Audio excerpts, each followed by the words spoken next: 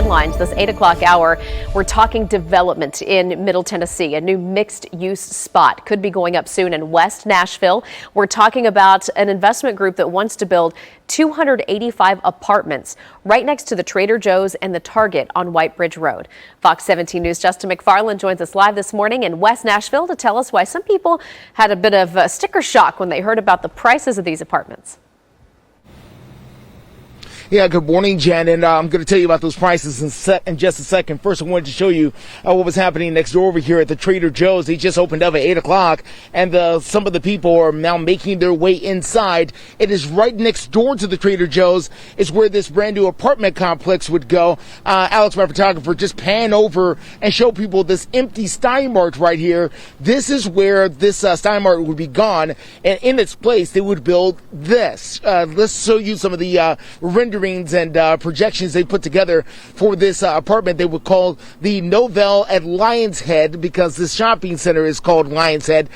This would be 285 units. The apartment itself would be somewhere between 5 and 7 stories tall. It would come with a parking garage and some other types of retail along with it. Now, the price tag on this for a studio, $1,800. For a 2-bedroom, $3,200. Some people in this area wanted some more affordable housing, and they were saying that the prices might be a little bit too high for that.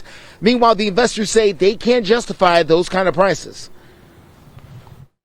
Very fortunate in that I think a combination of the planning and the execution of the communities that we've been fortunate to develop thus far have all exceeded all of our projections that were put forward on the front end. So we feel very confident in the projections that we've got here. So this is still in the planning stages right now. We need to work its way through the Metro Planning Department as well as the City Council. One more thing I want to pass along and show you in the 8:30 half hour. You see that line of traffic over there? That's the Panera. Now this is just part of the other problem with this development that some people are seeing, and that is the amount of traffic that this particular complex could bring. We'll tell you how they plan to solve that coming up in a few minutes. For now, we're live for you this morning in West Nashville. I'm Justin McFarland, Fox 17 News, your Red Station. Update tonight. Tennessee Department of Labor says every week between 7 and 10,000 Tennessee residents file for unemployment. Well, many are running out of options, like 64-year-old Marcia Sanders-Patterson. And tonight, Fox 17 News' Erica Glover is asking the Department of Labor why Patterson had to wait 5 months to hear that she does not qualify. Erica.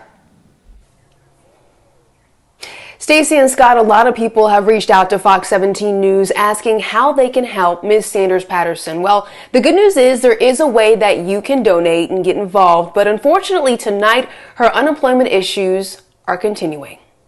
For Marcia Sanders-Patterson, a new week means wondering if she'll be able to make ends meet, while also praying her first-time unemployment benefits finally come through. Something good is going to happen from this. I already know God's got something good for me. It's just a matter of time. You know? But for right now, she's wondering where she's going to live next. And the landlord has sold the house, and I got to go. And so now, how do I go? Like, I have no money. I have no resources. I don't have a job. I don't have the resources to even go look for a job. Last week, Fox 17 News explained how Sanders-Patterson lost her job as a scheduling specialist for nurse practitioners. Nearly 5 months later, she's still waiting on unemployment benefits and struggling to get in touch with her former employer, who claimed she could reapply after recovering from surgery. When she originally filed, she filed and she couldn't work because of a medical condition, making her ineligible for unemployment, according to the Department of Labor. But now that she's able and eager to work, she's getting turned down, and service industry jobs posted online aren't feasible options. She's a senior, she has knee problems, so that's her thing. It's like, what jobs can I really apply for? There's over 250,000 jobs on there. A lot of them are service industry, but there are many other occupations on there for many skill levels and many years of experience. Concerned community members say that answer isn't good enough. So Brittany Starks, a past co-worker, created this GoFundMe account. GoFundMe has fees. Who knew? But GoFundMe has fees, so I'm going to pay the fee, so she'll get the full amount every dime. For Starks, the $10,000 goal is personal. I was homeless, living in my car with my 1-year-old daughter and pregnant. So just by what I went through, I don't want another person to have to go through that. Of course, for more information and a link to that GoFundMe page, just go to our website, fox17.com.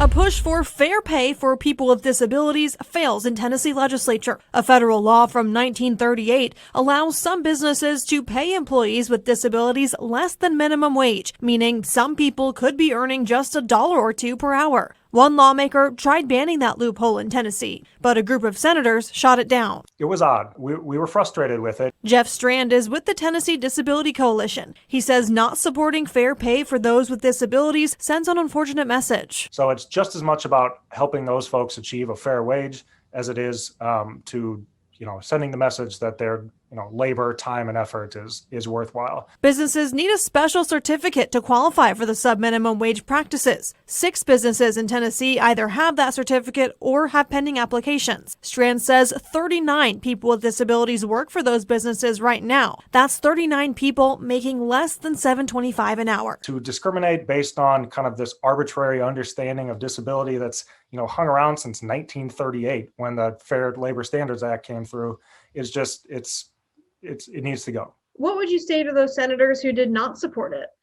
I'd ask them to explain themselves first. I'd want to hear why they don't think that people with disabilities should earn a fair wage. I tried asking each senator the same thing. Republican Senators Paul Bailey, Jack Johnson, Frank Nicely, and Steve Sutherland voted against banning the sub-minimum wage. I reached out to each of them on April 26th, right after their vote. Again on Friday, April 30th, and again this past Friday. Each senator refused to answer my questions. Strand says the Disability Coalition is prioritizing this issue for next year.